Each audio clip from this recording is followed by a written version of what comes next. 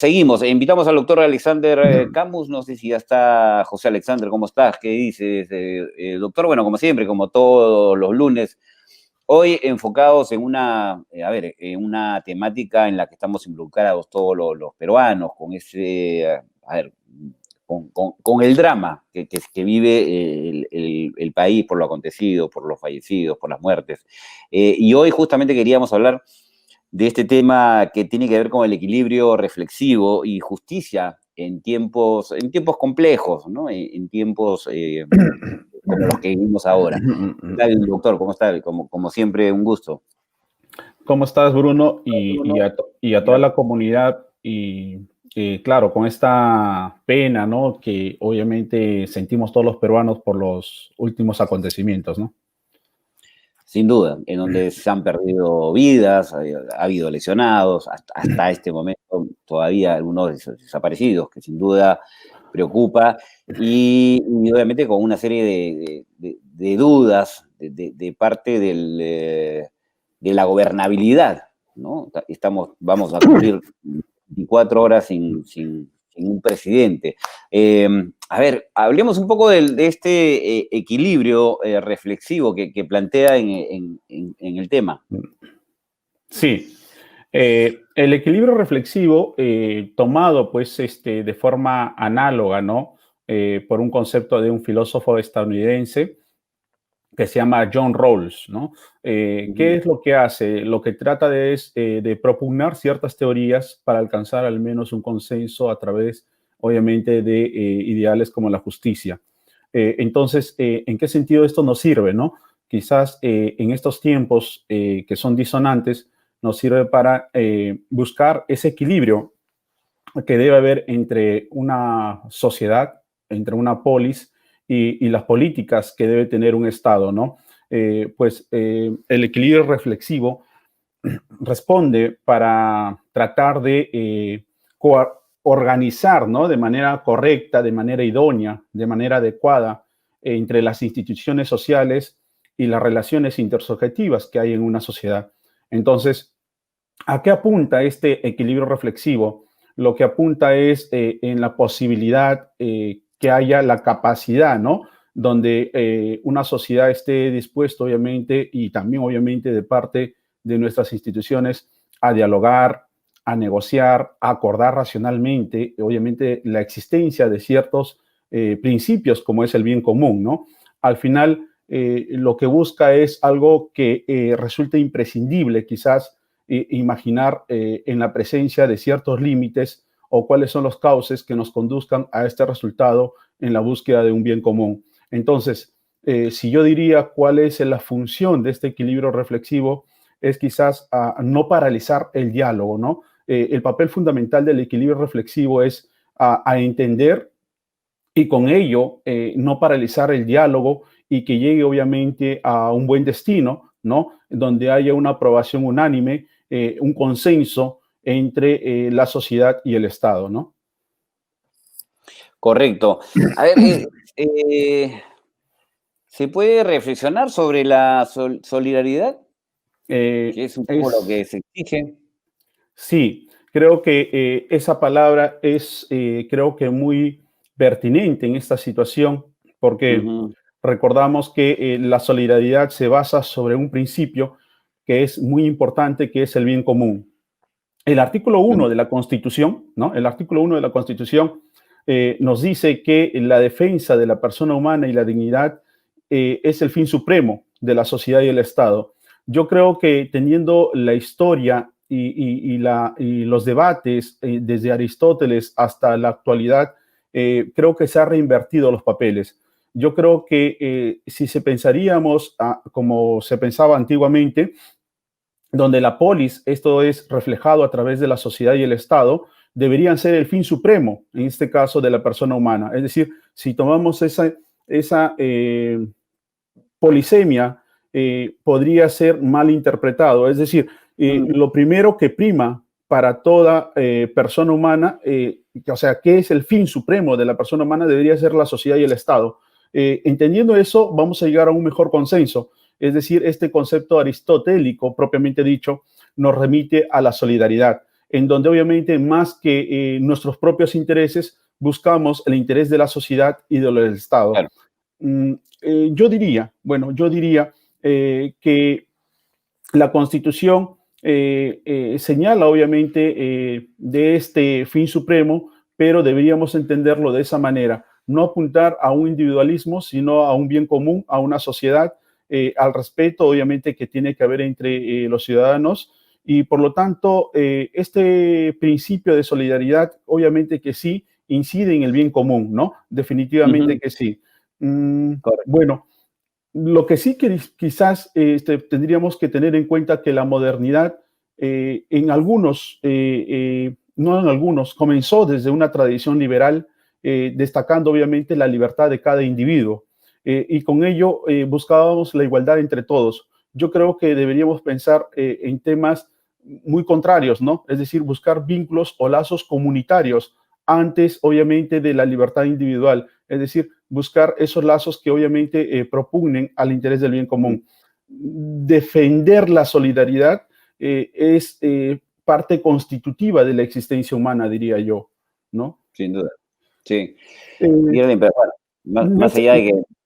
me has hecho Sí. acordar, y discúlpame, Bruno, me has hecho acordar un punto donde sí, y me acuerdo muy bien este caso del VIH, ¿no? Del caso del VIH, donde obviamente un ciudadano a través de una acción de amparo por medio del Tribunal Constitucional, que en ese tiempo era Correa Condori, en el año 2002, propiamente dicho, exige al Estado a través del Ministerio de Salud que al tener en este caso una enfermedad como el VIH, propugnaba, es decir, solicitaba o reclamaba los medicamentos necesarios para el tratamiento y obviamente el programa que estaba llevando a través del Hospital Cayetano Heredia. Entonces pedía que le hagan los exámenes de prueba, que le hagan con respecto, que le subsidien con respecto al médico tratante. Y entonces, ¿qué dijo el Tribunal Constitucional? Estamos hablando de una sentencia del año 2004, ¿no? A través de una acción de amparo. ¿Qué dijo? Dijo esto textualmente. Dijo, que lo que debe buscar la sociedad es lograr el bien común y por lo tanto ante ese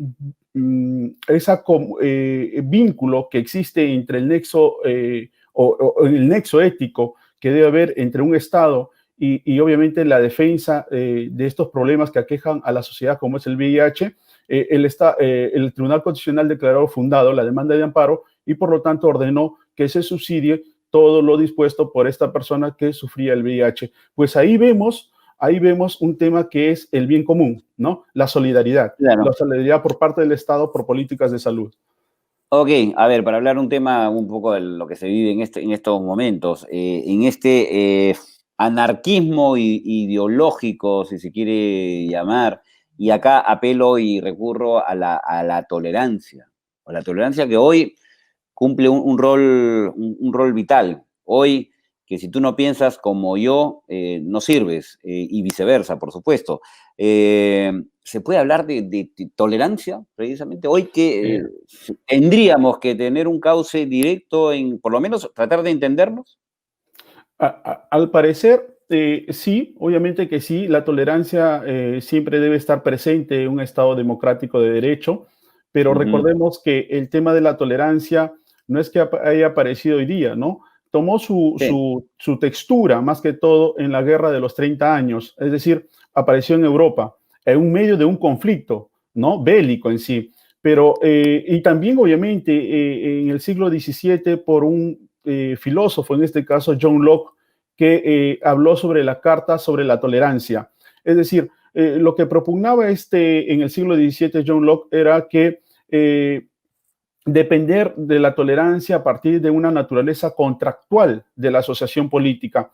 Es decir, los hechos de violencia deben ser condenados, ¿no? Porque en realidad son una atrocidad clarísima y eso es lo que hemos vivido obviamente en estos tiempos actuales, pero también son síntomas de un problema que no está todavía resuelto. Entonces, si entendemos esa posición de que más allá de que sea un reclamo, una protesta, una violencia, entender que hay un síntoma de que obviamente hay algo que está enfermando a una sociedad, creo que vamos a buscar en realidad esos remedios.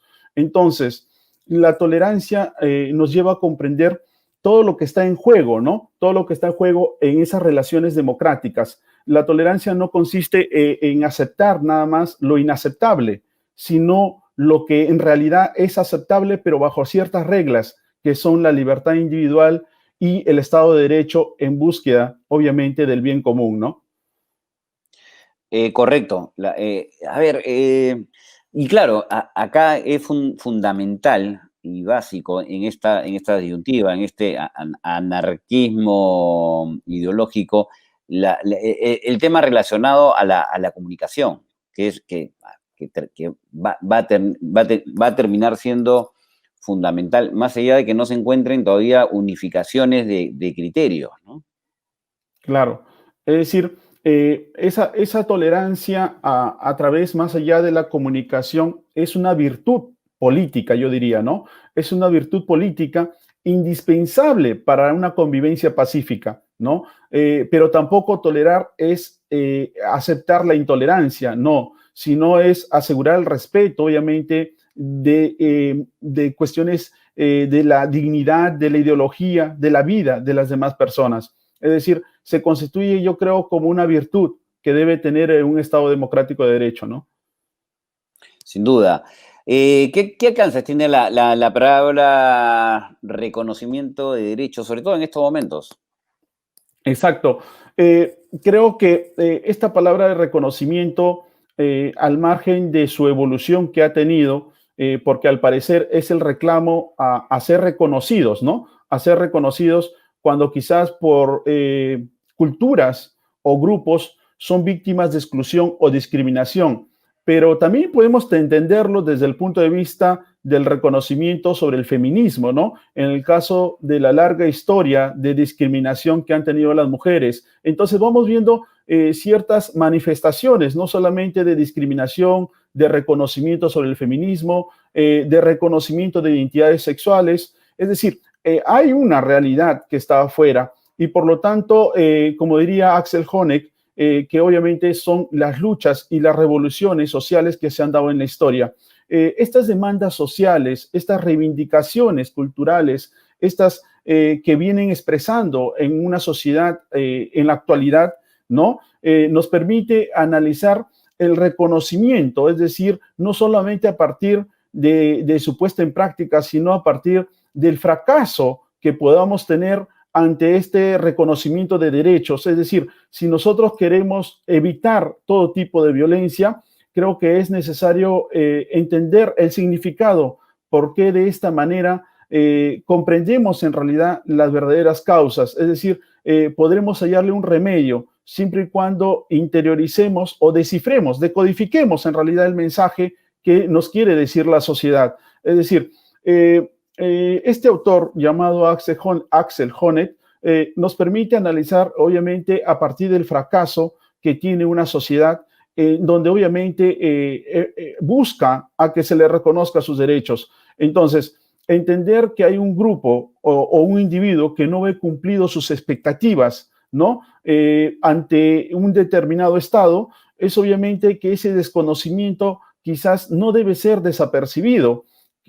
Por el contrario, esa experiencia de menosprecio o de negación de su propia identidad debe ser muy tomado en cuenta dentro de las políticas, obviamente, que tiene un Estado, ¿no? Y a eso aspiramos, ¿no? A evitar todo tipo de violencias a través, obviamente, del reconocimiento de derechos, ¿no?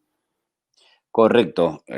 A ver, tiempos de violencia, como bien has dicho, y lamentablemente el panorama es complejo y no se avecinan tiempos calmos, por lo menos después de haber cumplido casi una semana de protestas, que si bien es cierto, tuvieron el titular de Pacíficas, lamentablemente de Pacíficas, no tuvo nada, ¿no?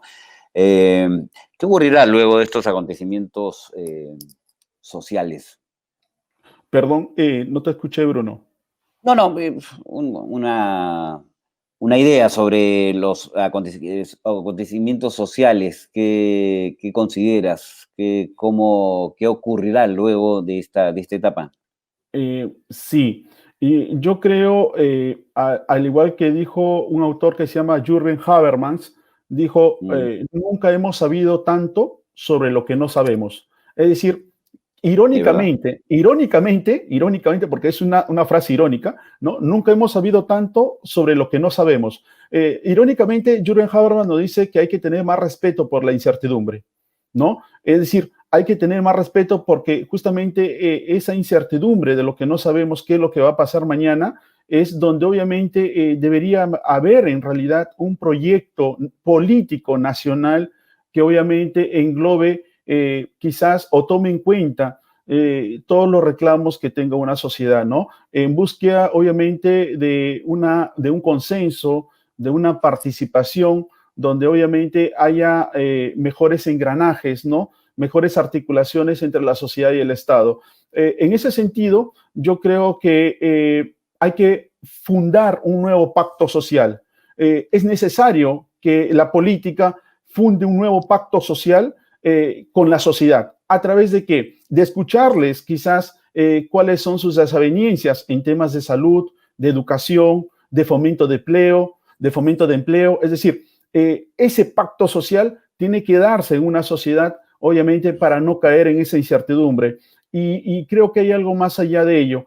Hay que entender, hay que interiorizar que estamos inmersos en un duelo, no solamente de vidas humanas, sino del horizonte que busca un determinado país, ¿no? Estamos en una época de duelo y que esto conlleva una incertidumbre. Por lo tanto, nosotros, bueno, al menos desde mi modesto punto de vista, todas las buenas vibras para que se forme un nuevo pacto social, donde obviamente entre la sociedad y el Estado, en búsqueda obviamente de soluciones comunes, con mayor participación, con mayor consenso en todo un Estado democrático de derecho, ¿no?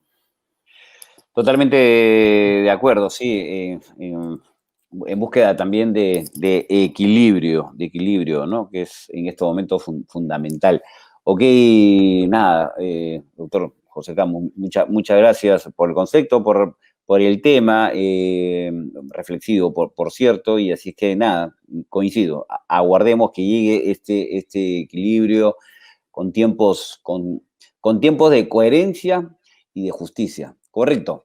Un abrazo, como siempre. Muchas gracias. Igualmente, Bruno, y solamente, obviamente, hay que, como dice el tema, ¿no? Hay que ser un poco reflexivos, autocríticos, pero eso sí, con mucha tranquilidad y con buenos ánimos, ¿no? Tener siempre los buenos ánimos ante este tipo de situaciones, ¿no? Es Eh, verdad, hay que tenerlo en sí, este momento, sin duda, sin duda. Ok, buen día, más allá de que por ahora nos cueste decirlo, pero bueno, saldremos adelante. Me parece que es la mirada con la que tendríamos que afrontar esta situación. Un abrazo, muchas exactamente. gracias. Un abrazo a ti, Bruno, y a todo tu equipo. Gracias. Muchas gracias.